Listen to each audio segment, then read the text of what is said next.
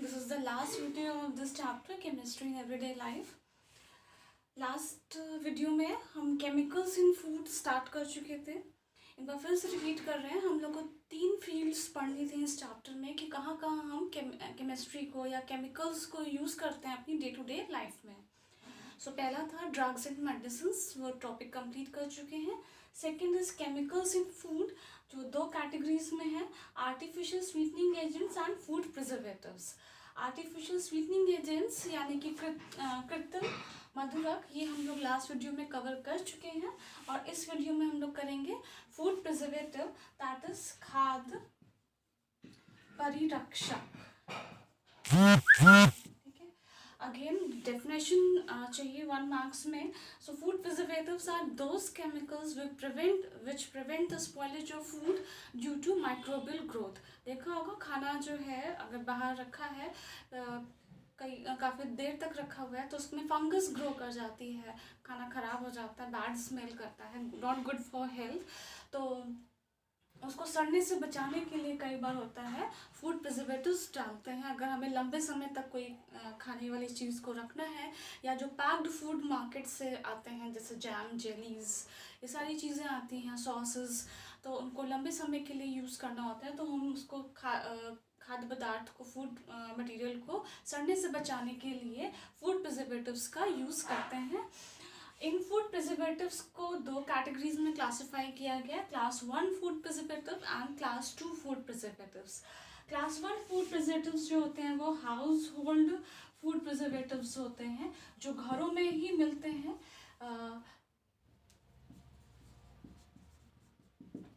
For example table salt,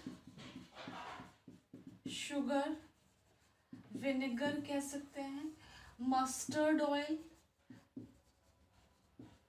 सरसों का तेल. इससे आप फैमिलियर भी होंगे. घर में अचार बनते हैं, बहुत सारा नमक उसमें डाला जाता है, शुगर मुरब्बा वगैरह बनता है, शुगर डाला जाता है, या विनेगर यूज़ कर रहे हैं. मस्टर्ड ऑयल अचार में होता है कि ऊपर तक मस्टर्ड ऑयल भरते हैं, सरसों का तेल. इनकी वजह से वो अचार आपका एटलीस्ट साल भर तक चलता है. तो इसलिए ये सब डाले जाते हैं, फूड प्रिजर्वेटिव्स की तरह यूज़ होते हैं. क्लास 2 फूड प्रिजर्वेटिव्स जो होते हैं वो केमिकल्स होते हैं जो फूड में डाले जाते हैं, फूड मटेरियल्स में, टू प्रिजर्व देम. इसमें आपका जो एग्जाम्पल है वो सोडियम बेंजोएट, ईजिली मार्केट में अवेलेबल होता है. ये जो लेडीज़ घर में जैम्स बनाती हैं, सॉस बनाती हैं, वो उसको प्रिजर्व करने के लिए, लंबे समय तक उसको यूज़ करने के लिए sodium benzoate as a preservative डालती हैं. Another example is sodium salt of sorbic acid and propanoic acid.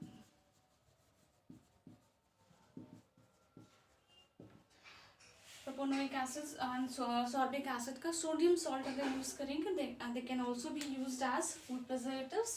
Next we are moving to cleansing agents. उसमें भी केमिकल्स यूज़ होते हैं और उन्हें भी हम डे टू डे लाइफ में यूज़ करते हैं. सो फर्स्ट वन हेडिंग डालेंगे थर्ड, क्लेंजिंग एजेंट्स, जिसमें कि सोप्स एंड डिटर्जेंट्स की बात करनी है. Firstly we are doing with soaps. So definition again important है. Soaps are the sodium or potassium salt of long chain fatty acid. जो वसा अम्ल होते हैं उनके लंबी श्रृंखला वाले वसा अम्ल, उनके सोडियम या पोटेशियम लवण को हम सोप कहते हैं. रिएक्शन है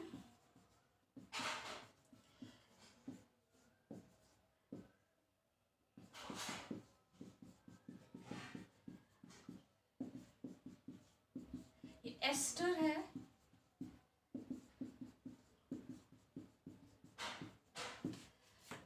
अगर हम यहाँ पे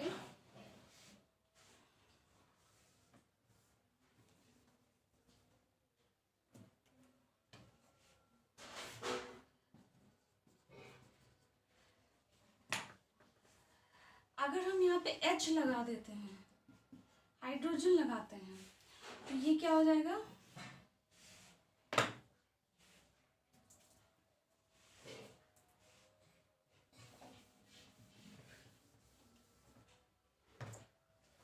फिर से कर रहे हैं। ये C17H35, C17H35, C17H35, इसका अगर यहाँ पे हम H लगा देते हैं तो ये स्टेरिक एसिड है, स्टेरिक एसिड। बस इसी H को हटाकर अगर हम इसको ग्लिसरॉल के साथ रिएक्शन करा दें तो ये एस्टर बन जाएगा। 11th में पढ़ चुके हैं IUPAC नॉमेनक्लेचर में एस्टर कैसे बनता है, कार्बोक्सिलिक एसिड और अल्कोहल को मिला के एस्टर बनता है। इसकी अगर हम NaOH जो कि एक एल्कली होता है या KOH के साथ अगर हम रिएक्शन कराएं तो इसका सोडियम सॉल्ट बनेगा। तो सोडियम सॉल्ट C17, रिएक्शन हम इधर लिख रहे हैं C17H35 COONA, Na की जगह पोटेशियम आ सकता है अगर आप KOH यूज़ कर रहे हैं, plus glycerol.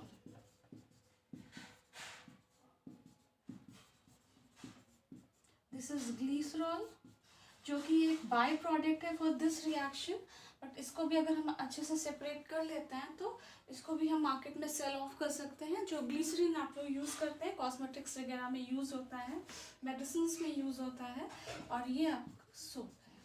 This is soap and this reaction is called saponification reaction. This reaction is called saponification reaction. Now, moving further, we can doing types of soaps. Next one is types of soaps. First one is toilet soap. Toilet soaps वही होते हैं जिनसे हम हाथ धोते हैं या नहाते हैं। आप देखिएगा रैपर टर्न करके देखिएगा सोप का, तो उसमें लिखा होता है टॉयलेट सोप। एंड क्योंकि ये हम लोग बॉडी पे यूज़ करते हैं, स्किन पे यूज़ करते हैं, तो we have care is taken that we have to use good quality of fat. जो भी हमने कहा ना, लॉन्ग चेन फैटी एसिड्स होते हैं, जो फैटी एसिड्स यूज़ कर रहे हैं, जो वसा अम्ल यूज़ कर रहे हैं, वो गुड क्वालिटी का होना चाहिए। प्लस जो हम उसमें NaOH या KOH जो एल्कली यूज़ कर रहे हैं, तो केयर इज़ टेकन कि वो एल्कली हम अच्छे से रिमूव करें, क्योंकि अगर वो रहेगा तो स्किन पे इफेक्ट रहेगा, हार्श इफेक्ट रहेगा। सो ये होता है। एंड टॉयलेट सोप्स में परफ्यूम्स ऐड किए जाते हैं, कलर ऐड किए जाते हैं। इसका कोई क्लेंजिंग एक्शन से कोई कनेक्शन नहीं है, it is just added to attract the customer, specially the teenagers. Second one is floating soap.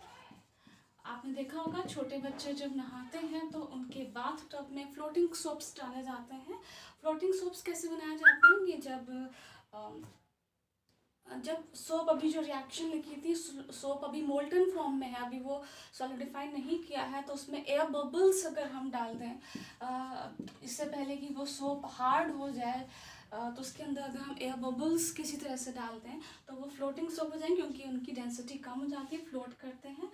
Then transparent soaps भी आते हैं। उनको ट्रांसपेरेंट बनाने के लिए, पारदर्शी बनाने के लिए सोप्स को एथनॉल में डिज़ोल्व किया जाता है, तब उसको फिर हार्डन किया जाता है, कठोर बनाया जाता है, और केयर ली जाती है कि एथनॉल अच्छी तरह से इवापोरेट हो जाए। Then there are medicated soaps, क्योंकि जिनको स्किन प्रॉब्लम होती है तो डॉक्टर उनको मेडिकेटेड सोप्स रिकमेंड करते हैं। और लास्ट टॉपिक में बाइटनल में बात कर चुके हैं, बाइटनल की एंटीसेप्टिक प्रॉपर्टीज़ होती है, तो मेडिकेटेड सोप्स हो गया। देन लॉन्ड्री सोप्स यूज़ किए जाते हैं। एंड इसमें gum is there, rosin is called, और NaOH या KOH हम ऑलरेडी डालते हैं सोप के अंदर, तो जो रोजिन है वो NaOH के साथ कंबाइन करके सोडियम रोजिनेट बनाता है, और जिसकी वजह से सोप्स जो होते हैं वो लैदर्स वेल, झाग अच्छा बनता है, क्योंकि दिमाग में होता है कि झाग अगर अच्छा बनेगा तो उसका क्लेंजिंग एक्शन अच्छा होगा। sodium rosinate, and some fillers are also used in laundry soaps. Fillers, again sodium rosinate fillers का भी काम करते हैं. Sodium rosinate, sodium silicate, ये सब फिलर्स होते हैं सोप को हार्ड बनाने के लिए. बोरेक्स यूज किया जाता है. And another term is there builders. Builders are added in the soap. One mark question is there. What is the action of builder? So builders इसलिए ऐड किए जाते हैं सोप में to make the soap act rapidly. जो उसका cleansing action है वो थोड़ा रैपिड हो जाए, फास्ट हो जाए. और बिल्डर्स जो होते हैं वो सोडियम कार्बोनेट होते हैं या ट्राई सोडियम फॉस्फेट होते हैं. So these are the soaps: toilet soaps, floating soaps, transparent soaps. एक और soaps है शेविंग सोप्स. इसमें ग्लिसरॉल ऐड किया जाता है शेविंग सोप्स में. And one mark question is there कि why is glycerol added to the shaving soaps. Because जो शेविंग सोप्स होते हैं वो डायरेक्टली स्किन पे यूज़ किए जाते हैं. तो अगर जब उसको वॉश ऑफ करेंगे तो वो ड्राई नहीं होना चाहिए स्किन पे बहुत ज़्यादा, इसलिए पहले से ही उसमें ग्लिसरॉल ऐड करके रखते हैं. Now next is a question is there. Heading के फॉर्म में ये क्वेश्चन दिया है बुक में कि why do soaps not work in hard water. Hard water आपको पता है कैल्शियम और मैग्नीशियम सॉल्ट्स अगर प्रेजेंट होते हैं वाटर में तो उनको हम हार्ड वाटर कहते हैं. लेट्स सी क्यों नहीं सोप्स वर्क करते हैं हार्ड वाटर में. C17H35COONA ये आपका सोप हो गया. और हार्ड वाटर में या तो कैल्शियम आयन होगा या फिर मैग्नीशियम आयन होगा. इसके साथ रिएक्शन करने पे C17H35COOCA या मैग्नीशियम कुछ भी हो सकता है. ये एक वाइट गमी मास बनाता है, सफ़ेद चिपचिपा पदार्थ प्लस Na प्लस आयंस निकल जाते हैं.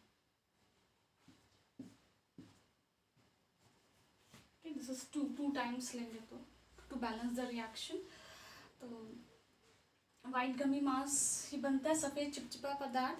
अगर हार्ड वाटर में आप सोप यूज़ कर रहे हैं टू वॉश द क्लॉथ तो वो कपड़ों के ऊपर एक सफ़ेद चिपचिपा पदार्थ ऐसे चिपक जाता है विच हिंडर्स इन गुड वॉशिंग. अच्छी धुलाई में वो हिंड्रेंस पैदा करता है, रुकावट पैदा करता है. अगर आप उससे कपड़े धो रहे हैं या बाल धो रहे हैं, सर धो रहे हैं तो उसमें भी सब चिपचिपा सा रहता है, लगता है साफ़ नहीं हुआ है. Next we are doing detergents. Synthetic detergents. Synthetic detergents. ठीक है, इसमें 3 कैटेगरीज हैं: anionic detergent, then cationic detergent and non-ionic detergent. So firstly we are doing anionic detergents. पता है जहाँ पे सोप हार्ड वाटर में वर्क नहीं करता है तो वी आर टेकिंग डिटर्जेंट्स, वो हार्ड वाटर हो या सॉफ्ट वाटर हो दोनों में वर्क करते हैं. एनायनिक डिटर्जेंट, कैटायनिक डिटर्जेंट या नॉन एनायनिक डिटर्जेंट में जो मेन डिफरेंस होता है, जो सोप में जो एनायनिक डिटर्जेंट में एनायन पार्ट होगा वो बड़ा होगा, कैटायनिक डिटर्जेंट में कैटायन पार्ट बड़ा होगा. और यही एनायन पार्ट या कैटायन पार्ट ही क्लेंजिंग एक्शन के लिए रिस्पॉन्सिबल होता है. फॉर एग्जाम्पल एक रिएक्शन ले लें, लॉरल अल्कोहल लिया हुआ है, लॉरल अल्कोहल. इसको पहले सल्फ्यूरिक एसिड के साथ ट्रीट करेंगे. ठीक है, सल्फ्यूरिक एसिड के साथ ट्रीट करेंगे तो CH3 CH2 का होल 10 CH2 सल्फ्यूरिक एसिड के साथ ट्रीट करने पर ये बनेगा sulphonic derivative, sulphonic acid derivative of lauryl alcohol. और इसको फर्दर अगर आप NaOH, क्योंकि बताया था सोडियम में potassium salt of long chain fatty acid होता है, तो CH3 CH2 CH2OSO3Na. ठीक है, this is called sodium salt of lauryl alcohol. और आप देख रहे हैं ये माइनस पार्ट है, ये प्लस पार्ट है। ये anionic part bigger in size है as compare to cationic part. जब इसे वाटर में डिजोल्व करेंगे तो ये एनायन और कैटायन अलग अलग हो जाएंगे and this anionic part is responsible for cleansing action. ठीक है, and the example these anionic detergents are used in toothpaste. जो टूथपेस्ट करते हैं हम, सुबह ब्रश करते हैं, टूथपेस्ट यूज़ करते हैं, उसमें एनायनिक डिटर्जेंट्स ही होते हैं। Next one is cationic detergent.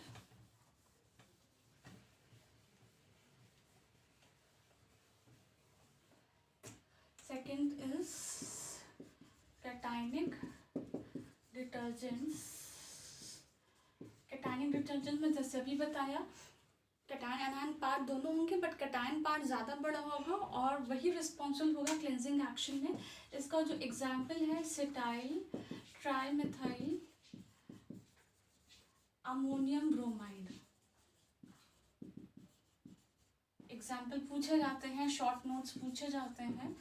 तो इसका स्ट्रक्चर कैसे है? ट्राइमेथाइल, दिस होल पार्ट पे पॉजिटिव चार्ज आएगा and bromide. So trimethyl part ये है, सेटाइल पार्ट ये है, अमोनियम के लिए N लगा हुआ है। ठीक है, एंड इसका जो यूज़ है, यूज़ इसको जो कहाँ करते हैं, इन हेयर कंडीशनर, हेयर कंडीशनर में यूज़ करते हैं। इनकी जर्मिसाइडल प्रॉपर्टीज़ होती हैं।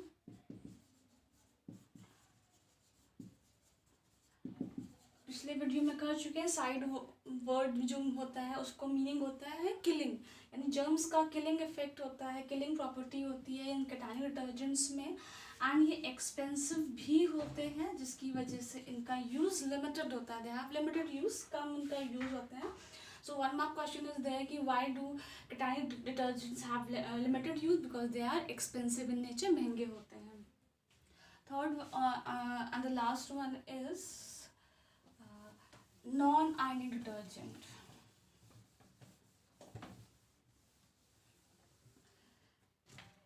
Third one is non-ionic detergents. As the name indicates, इनके कॉन्स्टिट्यूशन में कोई आयन नहीं होता, ना कोई कैटायन है ना कोई एनायन है, और इनका यूज़ जो है लिक्विड डिश वॉशिंग डिटर्जेंट्स में यूज़ किया जाता है। मार्केट में अवेलेबल है लिक्विड डिश वॉशिंग डिटर्जेंट्स, वो नॉन आयनिक डिटर्जेंट से ही बने होते हैं।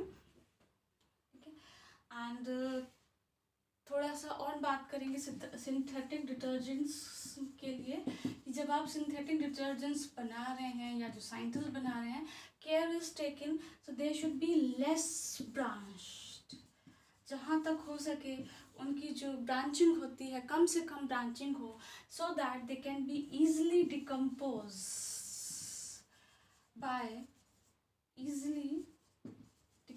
Bye micro organisms.